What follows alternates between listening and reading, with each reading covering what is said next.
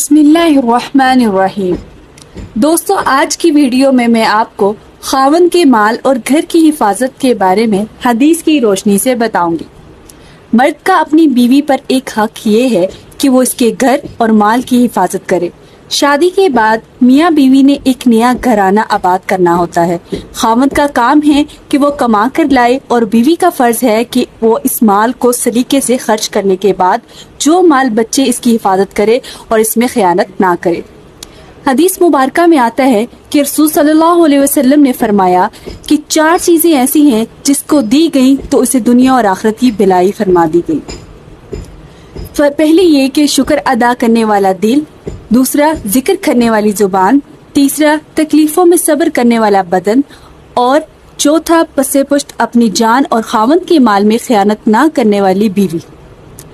تو اس حدیث سے بھی پتہ چلتا ہے کہ عورت کو اپنے خاوند کے مال کی حفاظت کرنی چاہیے اور اس میں کبھی بھی خیانت نہ کرے۔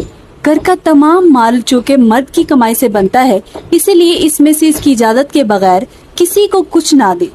اگر خاوند سے پوشیدہ طور پر عورت گھر کی چیزیں اپنے رشتہ داروں کو دے گی تو وہ خیانت کی برابر ہوگی۔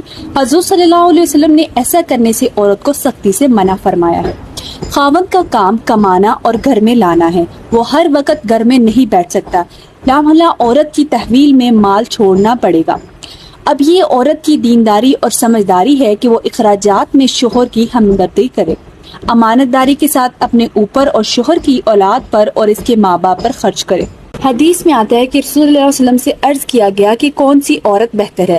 فرمایا کہ جب خاوند اس کی طرف دیکھے تو خوش کر دے، جب حکم دے تو تعمیل کرے، اور جان و مال میں اس کے خلاف نہ کرے جو اسے ناپسند ہو۔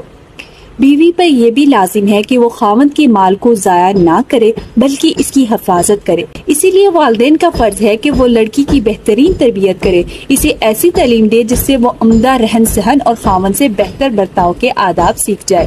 گھر کی نگہبانی میں یہ امر بھی شامل ہے کہ بیوی امور خانہ داری میں دلچسپی لے، اور اس سلسلہ میں حضرت عائشہ رضی اللہ تعالیٰ عنہ، حضرت فاطمہ رضی اللہ تعالیٰ عنہ کی زندگی کو اپنے لیے مشل راہ بنائے۔